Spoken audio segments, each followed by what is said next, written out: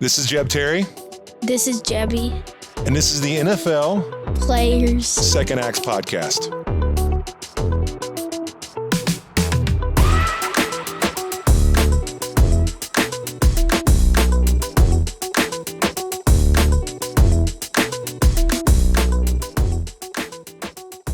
I'm Peanut Tillman, and this is the NFL Players Second Acts Podcast. And with me, as always, my trusted sidekick, the Deacon Roman Harper. What's up, baby? I appreciate it. Thank you so much, Peanut. That was actually a normal intro to me, and I appreciate that. You don't ever do that. So with all that being said, I want to thank all of our listeners and the people that watch us all the time.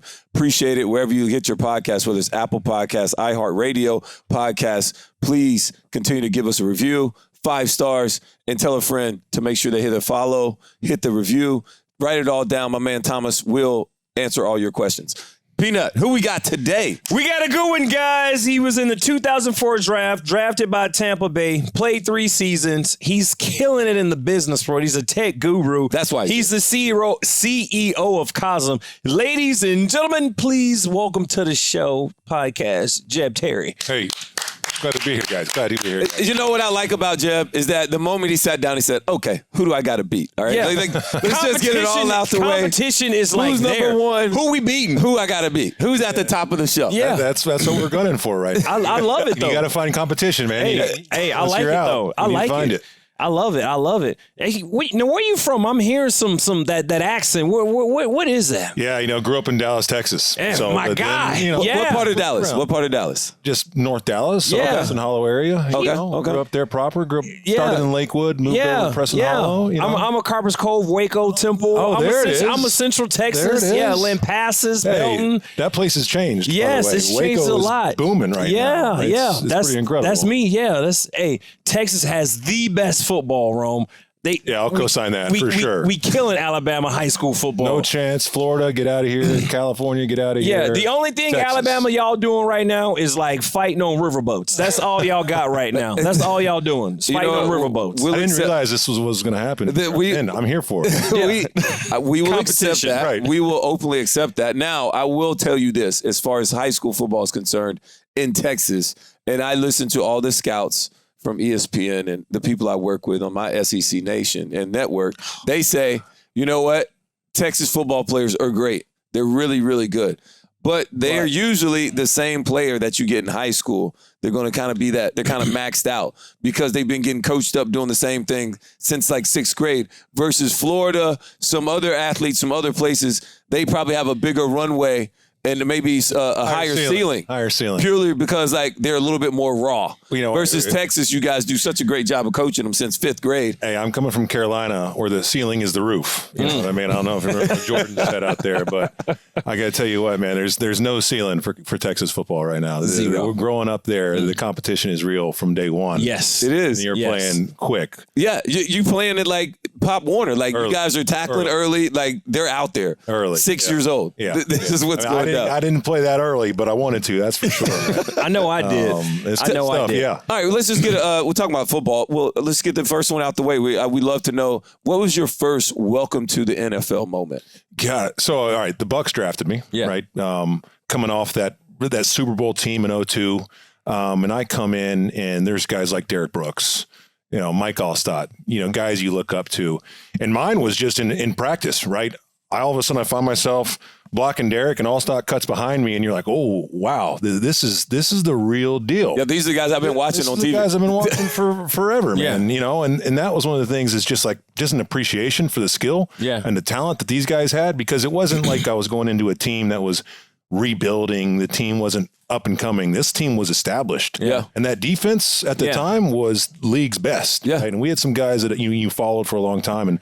And that was always something that was incredible to me, being able to play in that room. What were those practices like? Hot.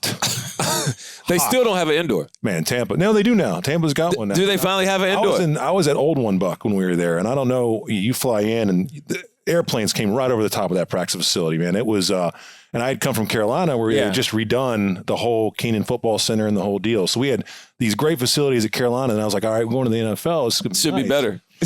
No, old one buck was not that. Yeah. But man, the practices were intense because the guys were all pros. Yeah. You know, everyone on that team was a pro. It's a lot of Hall of Famers. Simeon Rice, Rondé, Booger McFarland, Allstott. I mean, just Tiki. stacked up. Tiki was running back. Rondé. Excuse me. We had Rondé, and then you had, Gruden was the coach, and then you had, guys like Ron Middleton, tight ends coach. Rod Marinelli, Raheem Morris, Rob Marinelli, Joe Woods, Mike T.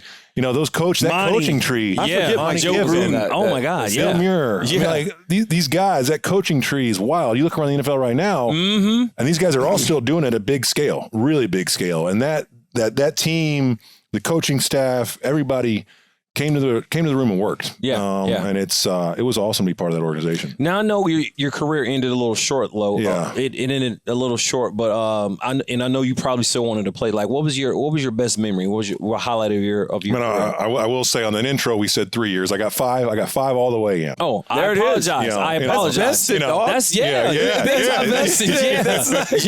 that out. That's so me. I apologize. However you get there, it does not matter. I had one. Which I had gotten hurt and did the whole injury settlement thing. That other one I was coming back. So, look, my career was one where I got close to being really, really good. And then some things got in the way and, things happened in the NFL. Yeah. I got hurt. I wasn't playing great. And it was pretty obvious to me where I wasn't playing up to the standard that I knew I could play. Yeah. And so I'd gone to the 49ers in my last season and I tore a plantar fascia and again, just wasn't playing good football. Yeah. And it was pretty obvious when they cut me. It's one of those things where they go, "Hey, Jeb, I need to talk to you." You're like, "Oh yeah, I get it, right?" That's actually one of the things I miss about playing football is the transparent nature of feedback. Like we talk about when you are not plus performing. Or minus. It's a plus or minus. It's a plus or minus league. Yeah, it's clear, and it was pretty clear to me. And I tried to hang on for a little bit. Had a few workouts that last season. Fortunately, I'd taken the GMAT, right, the MBA test, and was in a good enough position to apply to a few schools, and it was kind of. Had to make a decision where I knew I wasn't playing to the level I wanted to play at. Yeah. And I didn't know if I could get back there, when you're playing really good and the game's moving slow and you feel good.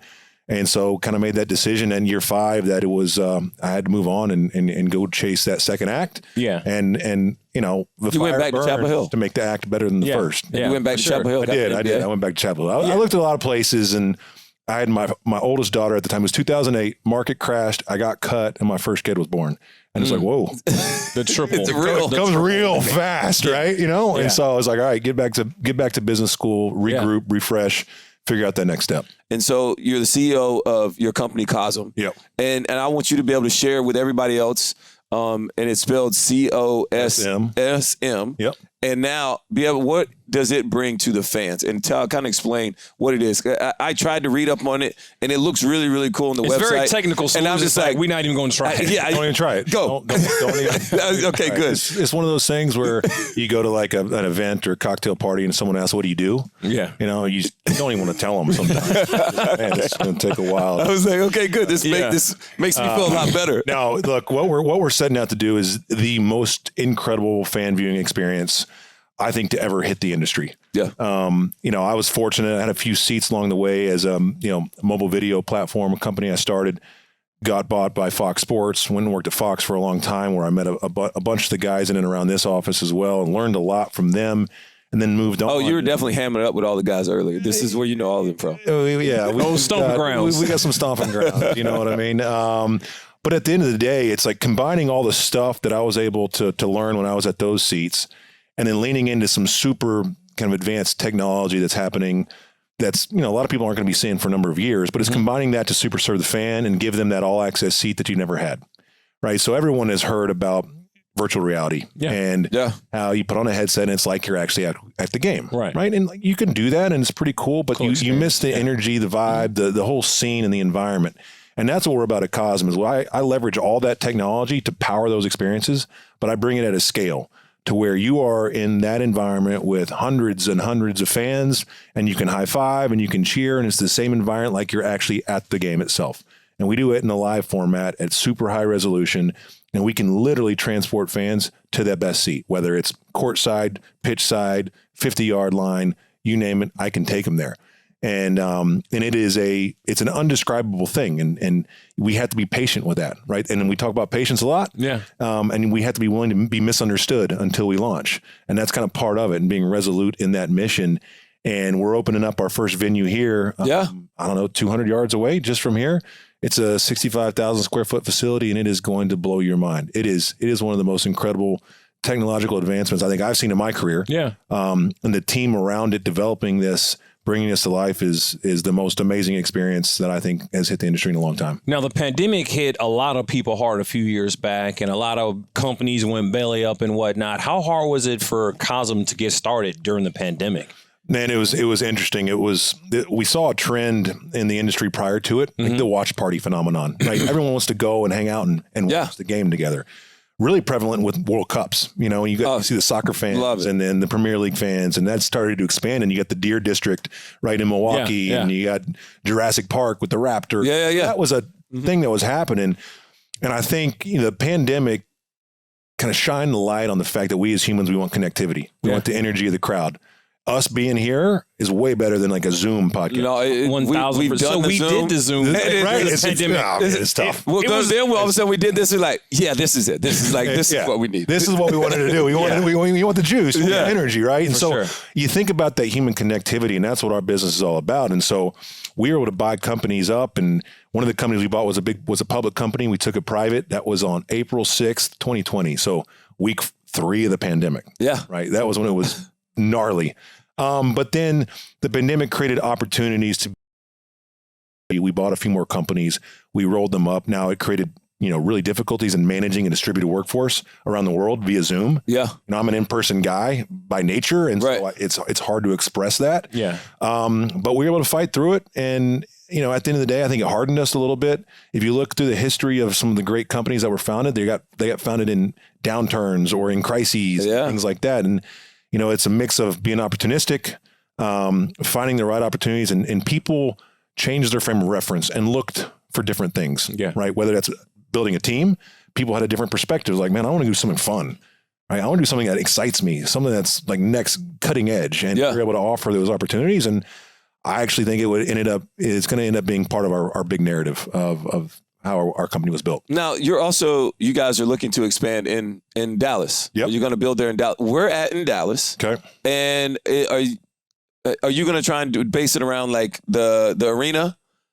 Almost like what you're talking about with the Buck Zone or the what the Raptors have outside there? Because, you know, we look at, and you great example is the World Cup when you see Argentina win it all, like it's going crazy, country goes, the whole crazy, and it's like right there. And it's like, so being able to bring that to the fans, no matter where it will be, I think it will be a unique experience. And that's the moment. And people don't understand, like, sports gives us this emotion that you can't get anywhere else. That last second shot, that last second field goal, that game stopping whatever. It's this emotion that you don't get doing anything else. You don't get it. And it's the ability to high five and be around fans that are sharing in that joy, you know, and high fiving someone you've never met or never know, chest bumping, you know, fist bumping, whatever it is. It's that energy. And so we want to deploy that at a massive scale. So we've announced our one here. We've announced our one in North Texas. So there's an area called Frisco, which is, you know, I said that. I said, I bet it's in Frisco. So we are, I will say we are in the colony, which is Frisco adjacent, if you want to say anything, but it's all in North Texas here at an entertainment district called Grandscape. So it's a mixed use entertainment district, but that strategy is further away from the venues in Arlington, from the stadiums. And so here we are stadium adjacent, right in the mix, always shoulder programming, organic. When the team's on the road, come watch at Cosm. That type of energy with a lot of traffic and demand, and the pre, the post, entire programming slate. In Texas, you look at it for the fans that can't get to the arena, that it's too far to get to, and offering that amenity there. And it's the entire day part, whether it's showing Premier League games in the morning, rolling into the NBA in the evening, everything in between. And you've got UFC pay-per-views, and you have all the program on the weekend. You can fill a content counter real fast, and it's all live. And so it's always new, always fresh, and you're going to come to Cosm to see it all. I know you partnered with UFC in July, and I know fans got to experience like something, a one-of-a-kind experience. Can you talk about that? Yeah, so every time we announce a big deal, we have a media day where we bring up, you know, the league, the federation, whoever it is we partner with, and then we bring up all their media. So we did a big one. Did a big one. With, Did a big one. Yeah. Yeah, the NBA. I was trying to. I was like, where's that? Where is he going? Is he digging? I don't know what that word. No, so we did one with the NBA around their All-Star game in Salt Lake. That's where we have a big demo facility. Yep. And then we hosted the UFCs as well after we announced that. And it's just about bringing the people in and seeing what we're talking about. This is a see it to believe it thing, right. Which is right. It's inherently hard to market and promote, but once they're in, it's just got to get them there. Ridiculously shareable. Yeah. We talk about this thing called the viral coefficient, right? Where it's when someone experiences your product, your tech, your food, they just want to share about it. They want to post, they want to drive more awareness. And we think ours is really big because we've seen it when people come, all they want to do is film and say they were there. And so that's part of of what we're doing as we share this out. And you mentioned that the energy of sport and fandom and all that stuff, that's the business we deal in. And there's nothing better because we all self-select and say, I want more Saints gear. I want more Bears gear. I want more Bucks gear. All the fans are out there saying that I want more. And so if we can always position to super serve that fan and give them what they want, we have a chance. How many people can you fit in the facility?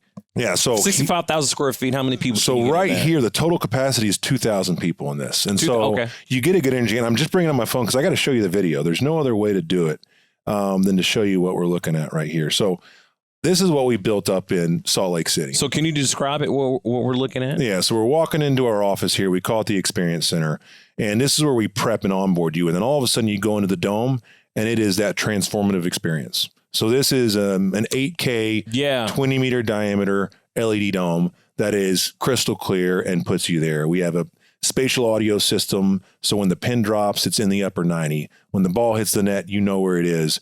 Then you level that up with elevated hospitality, right? Great F&B, elevated foods. You can hear his head hit the mat in this thing. Yeah. And you have the energy of the crowd. And we do all this live. And so these are the things our teams did, from producing the Olympics to producing the World Cup to going around the world and doing this in a live format. I can now bring that at scale to give fans that best seat in the house, no matter what it is.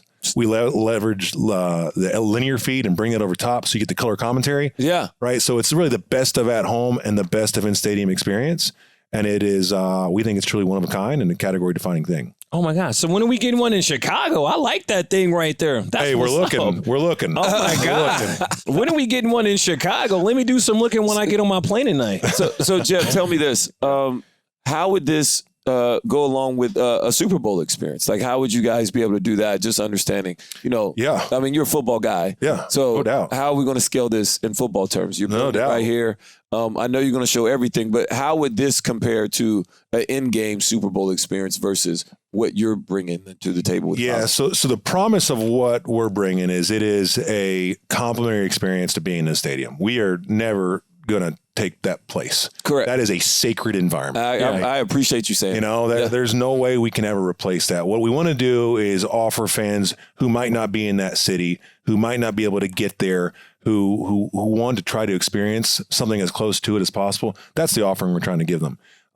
And we endeavor to have the second best Super Bowl experience in the world as opposed from being there in itself. Right. And again, guys, hell of a lot cheaper. Hey, look, you said it. I mean, these tickets are insane. Look, it's definitely an intricate puzzle, and it takes a lot of patience to go through it and navigate with leagues, federations, broadcasters, all the partners, all the rights holders.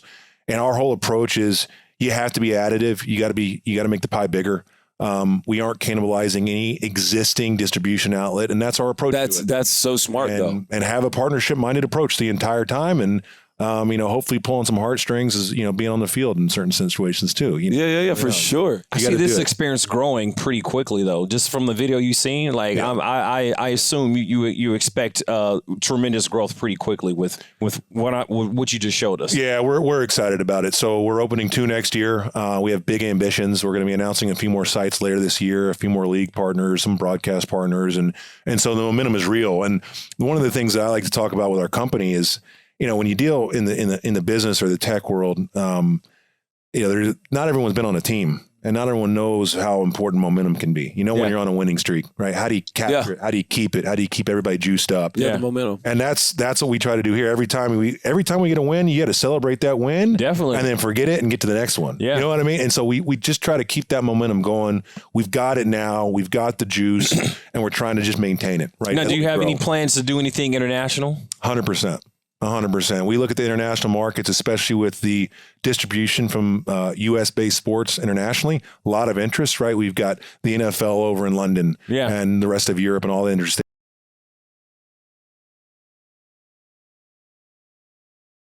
Germany, it's a big spot. And then additionally, you have international sport coming here, right? Whether it's Premier League, Champions League. You look at cricket. That's a massive sport. Crazy. It's an amazing day part for us too, right? Because those are usually on different hours where you don't have primetime U.S. sports. And so internationally is part of our footprint. One of the companies we acquired, actually, this is going to be weird, is the biggest planetarium company in the world.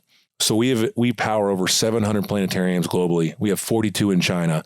And so part of our core business is delivering that. And if you saw that video, you see where that heritage comes into play. Right. And it's all that expertise that they have in that space. And that gets to where the word Cosm comes from. It's where Cosmos meets the Coliseum.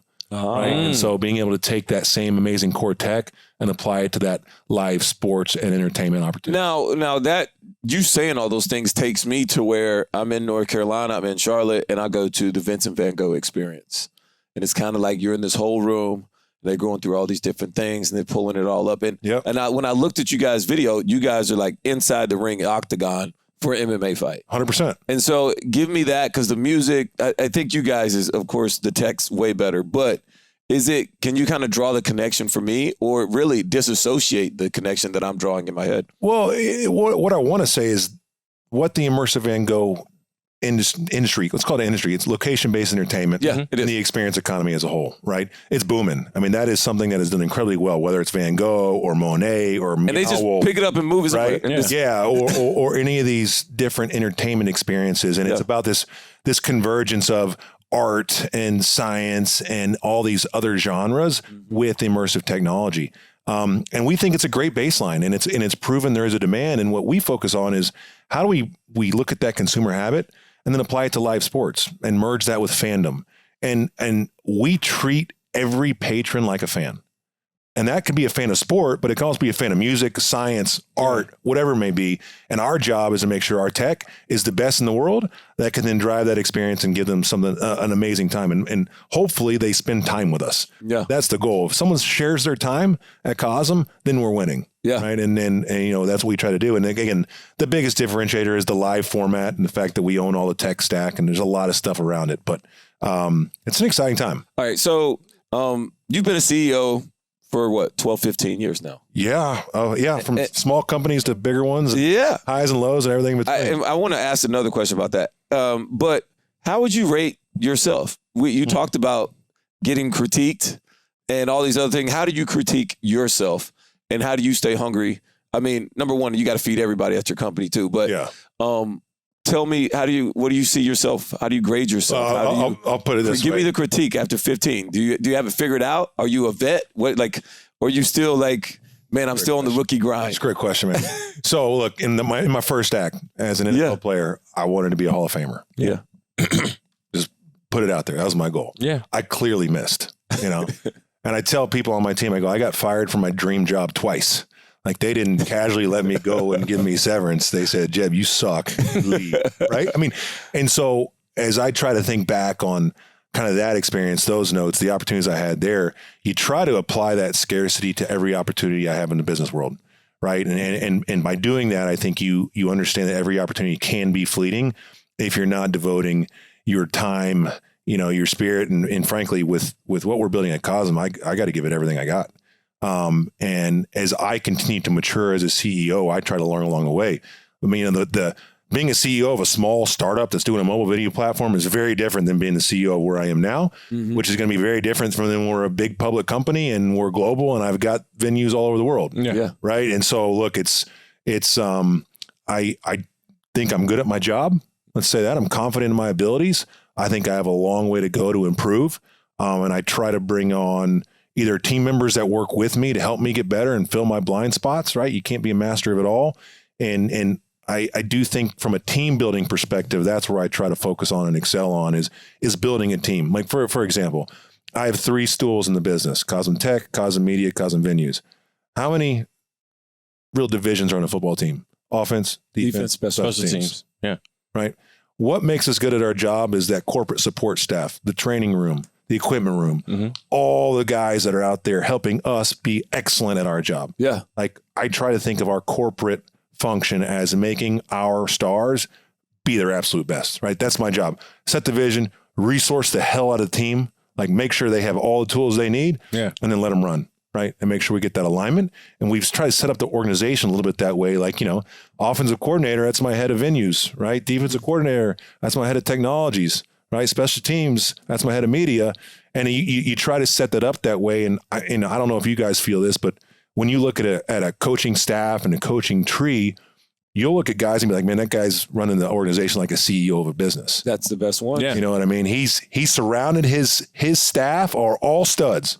You know what I'm saying? Each one of those coordinators, He's letting them run. They're all studs and they let them run and not micromanage. Yeah. Yep. And I don't want to be over correlative. Is that the word? Like correlate the experiences, but I got you. But that mattered to me. And I think I try to learn from that and apply that, because people always ask, well, what did you learn in football that makes you good in the business world, right? How do you get from A to B? And you just got to find those notes of performant teams and try to bring it that way. And so, long-winded answer, man, of saying I think I'm doing pretty well. I think you're doing all but right. I've got a long way to run. I got a lot to learn. Now, I was a pretty good football player at my university. You were okay at Alabama, but I was pretty decent at my team, and I never had an award named after me. So can you tell can you tell the people what the Jeb Terry Beast Mode Award is? Wow, that there's a lot of ways you can get an award named after you. I like to think it was all from my skill on the football field, But look, I don't know if I had a reputation or not as an O lineman there, but I was an energetic, high energy guy, and I was one of those guys that like to get fired up before the game. And smell salt guy. I'm a helmet beater. You're one of those. I'm one of those. Like I'm not a quiet guy in the corner sulking. I'm a helmet beater. I'm a get them going. Some people like it, some don't. But that's probably where it came from. Well, I was pretty good in college. I was able to do some good things, and I love Carolina. I love the Tar Heels. And by the way, expecting a big year from my guys. Yeah, they should. They got to win the first one. May slinging it. We got to win the first one. You've got to win the first one. I think that's going to really talk about everything. The first game is North Carolina versus South Carolina in Charlotte at Bank of America Stadium. Really, it's going to be a big one. And those two teams are not rivalries, but they don't like each other. Yeah, come on. They don't like each other. But look, we got Sam Howell slinging it for the Commanders now. QB1. Yes. Right? Just got announced. That guy's a stud. Drake May now coming through. They're saying he's the best in the nation. By the way, I don't know if y'all ever met him yet, but impressive young man. So I watched him in high school at Myers Park. I live in Myers Park, right there in Charlotte. So I watched him. Yeah, very impressive. All the way around. So we feel good about it as Tar Heel fans. Excited about where it goes. You just guys got to get a couple stops on defense. Tell me about it. We looked the part. I'm going to tell you, we've got some 4 and 5 stars out there. You're halfway there. Halfway there. You're halfway there, looking the part. We all know Carolina blue is the best color in the country. So if you guys can get behind me on that, we can get along. I like the blue. I'm not going to lie. See? The blue is nice. Because they call it Carolina. When you say Carolina blue, people know that. You know it. I agree. I mean, I'm like, let me get that Alabama red. Alabama red. Let's just be honest. Look, Michael Jordan Michael Jordan really helped you guys out. Sell it all. Let's just be honest. Jump, man. It changed the whole thing. Yeah. However, it worked. Tell me, all right, which one was harder? Being an all academic ACC player, football player his senior year, or putting up 27 reps at 225 at the combine? I got 19. How many you get? 7 reps. 13. I got 19. I got more in the in my pro day, but what's the official number? Yeah, 30. 30. It's got to be at least 30. Yeah, I did better in my pro day, but I got 27 at the combine. Look, y'all are gonna laugh at this. I got a lot of sports fans on our team, right? One of my business development guys, shout out Peter Murphy, head of our media group now, killing it at the organization. On an all hands, pulls up my combine stats and presents it to the entire organization. And I was good across the board, except I only have really short arms. right, for an O-lineman. And that was the knock. And he gets on, he said, man, our CEO is really good because he's got short arms. I don't know if we can do this. But no, I will say academics was always important to me. It was always something instilled in my family to perform, wherever I'm going to spend my time, do it well type of thing. And it was important. And so I will say when I went and got my MBA, though, it changed from getting good grades to studying to succeed in the real world. Yeah. Right? And that's a different dynamic. Your mind's in a different place. It's in a different place. When you when you go back, you're in a totally different place. You got to go back. I've been trying to get him to go back and get his master's. I'm trying to tell him that he don't want to. Dude, I have a normal degree. Like, you don't want another one? I don't want another one. You need one. Get one. It's a good trying to tell him. You know what? Everything I pitch to you, we're going to continue to keep this podcast moving, and we're not going to get stuck in the mud. We'll advise getting another degree. Yes. This is like, that's exactly right. I'll get on one shoulder. On the other. You don't want to fight. You don't want to do Amazing Race. You don't want to get your master's. We want you to keep growing. I appreciate that. I appreciate that. Stretch. Jeb, take all this into consideration. Okay, keep your grades up, my man. And but I would say this: what made you choose? You're from Texas. Yeah. What made you choose Chapel Hill over University of Texas, Texas A&M, or Harvard? Because I heard you got an offer. Man, it's easier than you think. It was the only ride I got. I was like a unknown guy coming out of high school. I showed up. Back then the summer camp mattered. You didn't have all the recruiting stuff that's going on now. It was hard to get known. I went to a military school in Indiana for high school. And I always liked Carolina. I mean, shout out Jordan for I'm telling you, as being a Texas kid, knowing about the Carolina Blue. And I was like, let's go check it out. Knew they had a good business school and went to camp. And they were like, who are you? Right? They're like, where'd you come from? I go, well, I'm from Texas, but I played football at a military school in Indiana. And it's basically like, you want a scholarship type of thing? I was playing D-line at the time, thought I was an athlete, still think I'm an athlete, but, got pushed over. But, and they saw potential in me and they offered me, which was fantastic. They gave me a shot to play D-line when I came in, and I did my first year before I got hurt, and loved every minute of it. And, I looked at Texas. It would have been great to go there. Yeah. If they would have given me a ride, it would have been a hard decision. Yeah. They didn't. Harvard was fantastic, but I didn't think it offered the football I wanted at the time either, and I looked at Carolina being the best of both worlds, to be honest. Had a great business school. Again, they do. Academics are great there. Top 10 undergrad business school. Great brand. We were just coming off those years when Dre Bly was there. Oh, yeah. Right? I mean, we were, top 5 in the country. Mac was there just previously before he went to Texas. So we were still riding really high. Yeah. And was Coach Torbush the DC then? Yeah, Coach Torbush. He coached me in college. Yeah, Coach Torbush is the man. He is. I love how he can yell, get all angry, and never curse. Never curse. Never. Yeah. You guys got them all. Called you meathead. Yeah, hey, meathead. Coach Torbush was there, and I had a lot to love about Carolina. I agree. Fortunate for the opportunity. So tell me this before you ask your last question, or I know you're going to come off the dome with something hot. So think about it for a second. All right, I want to know this. How many acquisitions have you had and how many exits have you had? And what do I mean by that is like how many businesses have you bought up and acquired? I always think this is an incredible stat. This is like looking on the back of your baseball card. Yeah. And so Jeb Terry, how many? Fired twice from his dream job. Yeah. Let's get that. That's the start. All right. Fired twice from dream job. For the first startup that we did, and my guy Ryan Neese. Ryan Neese? One of my best friend and co-founder of the first business we did. Oh, wow. So we sold that business, went to Fox Sports and did it there. Started another business that was a failure, flat out. Learned a lot from it. You know what I mean? Yeah. The partnership dynamic wasn't right, and it didn't work out. And then with his next business, founded this other one, invested in a number of businesses that did well between then and now, and then recently have bought essentially 3 companies, major acquisitions, but with a few tuck-ins underneath that as well, and have a few more to go. And look, we have a big vision for this one, man. This is Cosm is we say it's category defining, right? It's one of these things where it is just a Cosm. And I think we have an opportunity here to totally change the dynamic of the sports industry. And we're seeing the industry tend to agree, which is exciting. It's been a lot of work, a whole lot of work. But this is a good one. I'm excited to hear a little more about that. Mount Rushmore. 4 presidents are on this big mountain somewhere in the Dakotas.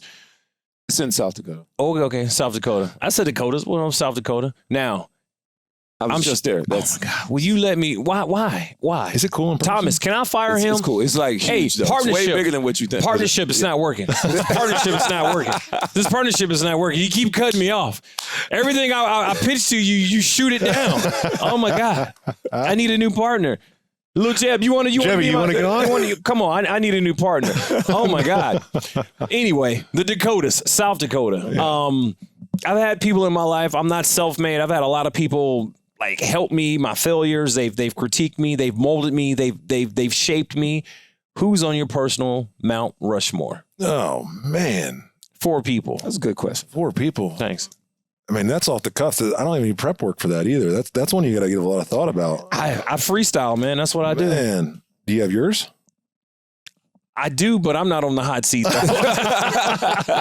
Yes, I do. Look, one of them was my dad, 100%, you know, shaped me, influenced me a lot. Another one's my mom. Yeah. I mean, they were the yin and the yang and helped form me who I am, the good, the bad, the in between, all of it, you know, really, really drove me to pursuit of where I am now. Oh man, goodness.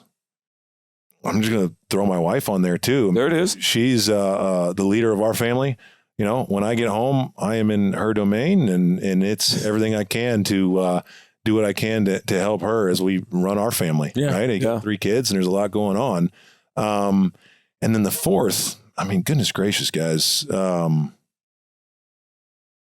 going to reserve the right to come back on that one. I don't know offhand. There's no way. We're not letting you. I mean, I don't know that I can do it. 100% stumped. I've had some great coaches, some great mentors, some great capital partners. I've been blessed to have a ton of people in my life. You're not going to put one up. I don't think that's fair to the others, you know? Jeb, you might have to make the Mount Rushmore. Jebby, you might make it, but then his sisters are going to come after.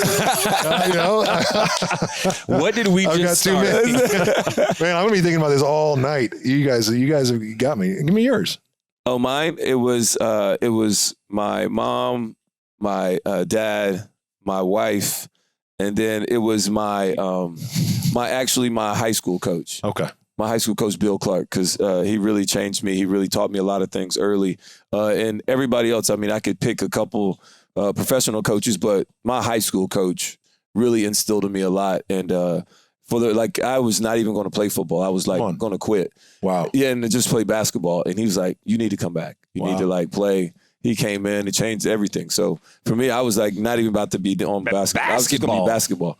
Wow. What? So basketball with the Carolina Blue? Hey, rest assured. I am terrible at hoops. That guy, though, he'll be all right. All right, what about you, Peanut?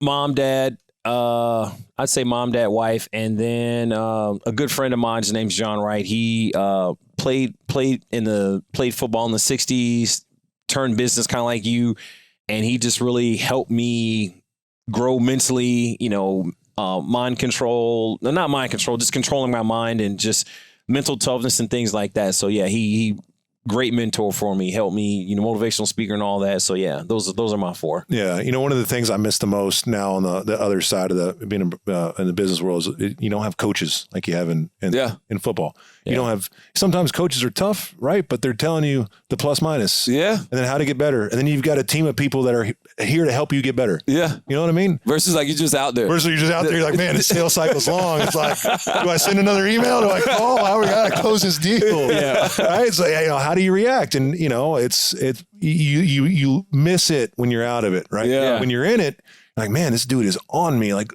the step 6 inches that way is not going to matter. Yeah. Yeah. But I would kill to have someone telling me, for like, sure. yeah.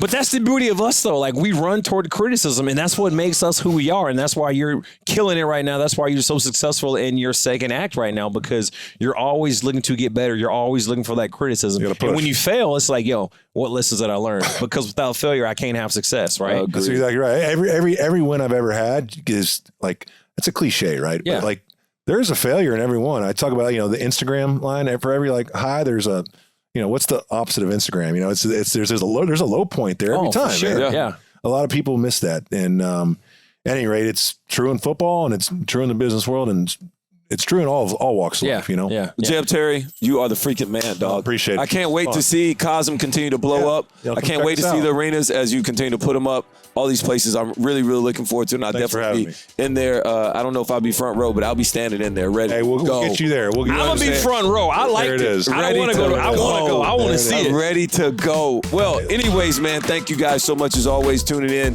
right here on this one. Thank you, Peanut. Good job. You know how to listen and pay attention. All right. Anywhere you pick up your podcast, whether it's Apple Podcasts, iHeartRadio Podcasts, thanks as always for tuning in. Give us a rating, 5 stars only, 5-star rating. Give us a review. Hit that button, follow. Man, tell a friend to tell a friend to tell a friend. Jeb Taylor, you're off the hot seat. Peanut, get us out of here on it, dog. I'm Peanut Tillman. There's someone waving at the window. There it is. That's my guy right there. That's Mooch. Steve Mariucci. There you go. There we go. He can't hear us, though. Oh, he can't hear us. He can't hear us. Sorry. Yeah. Hey. But yeah, we just saw Coach, and I'm Peanut, Jeb, Rome, my uncle. We out. Lil Jebby. Oh, and Lil Jebby, you want to get a cameo? Want to jump in? Get a little cameo. Jebby, come just Jebby, come on, dog. Quick, hurry. Come on. Hurry here. Turn around right here. You get it right there, right there, right there, right there. We're looking at that. There he is. Look at the camera. Oh, sorry. Get in the middle of the room. Jeb. Yeah, There he is. right over there. There he is. Yeah. See? Boom. There we go. 5 stars. Say give him 5 stars. 5 stars. 5 stars. We'll see y'all later. Hey, Appreciate Second Players Act. What up? Holla at us.